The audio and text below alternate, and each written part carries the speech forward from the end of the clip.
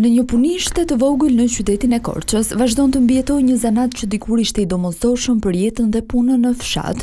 Estref Qelemeni është ndër të paktët mjeshtër që ende punon si saraç, duke riparuar dhe përgatitur pajisjet e kafshëve të punës, një profesion i trashëguar nga babai.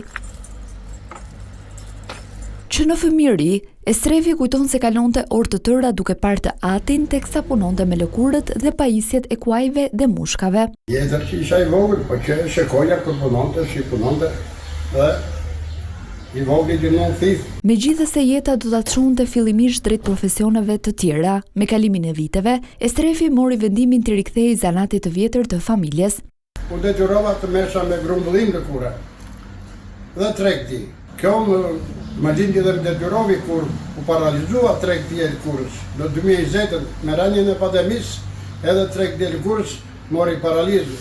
Pastaj u riktheva në ëndra e vjetër e moç me babajt.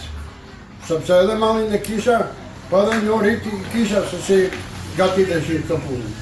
Sot ai konsiderohet si i vetmi mjeshtër që vazhdon të ushtrojë këtë profesion në Korçë dhe në zonat përreth. Punishtja e tij frekuentohet nga klientë që vinë jo vetëm nga Shqipëria, por edhe nga Greqia, ku tregton një pjesë të punimeve të realizuara me dorë. Për Estrefin, përdorimi i kafshëve të punës është reduktuar ndjeshëm.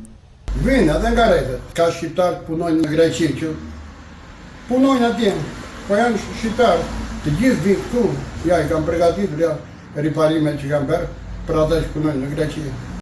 Estrefi thotë se e ka të vështirë të trashëgojë profesionin tek fëmijët. Ata prej vitesh kanë emigruar jashtë vendit dhe nuk janë lidhur me zanatin që ai e mësoi nga babai.